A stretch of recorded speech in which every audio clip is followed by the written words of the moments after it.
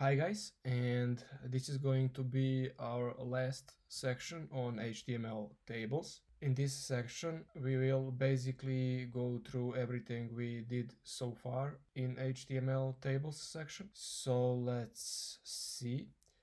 The section is called Review.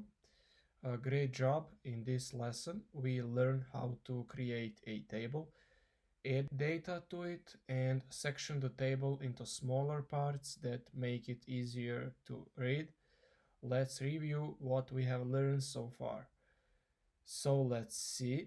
We learn about the table element. The table element creates a table. The tr element adds rows to a table.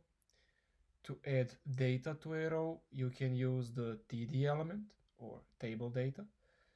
Table headings clarify the meaning of data. Headings are added with the th element. Table data can span columns using the colspan attribute.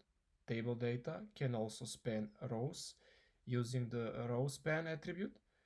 Tables can be split into three main sections: a head, a body, and a footer. A table's head is created with the t-head element.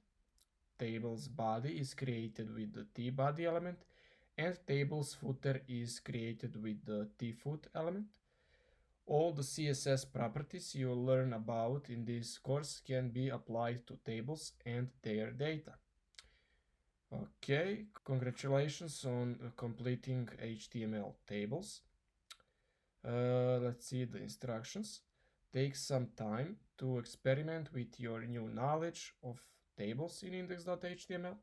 When you are done, proceed to the next unit. Okay, I hope you guys now understand HTML tables better and stick with me.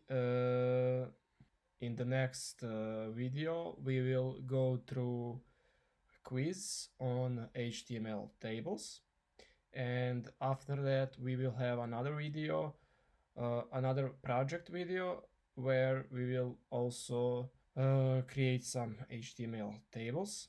So let's proceed to the quiz on HTML tables.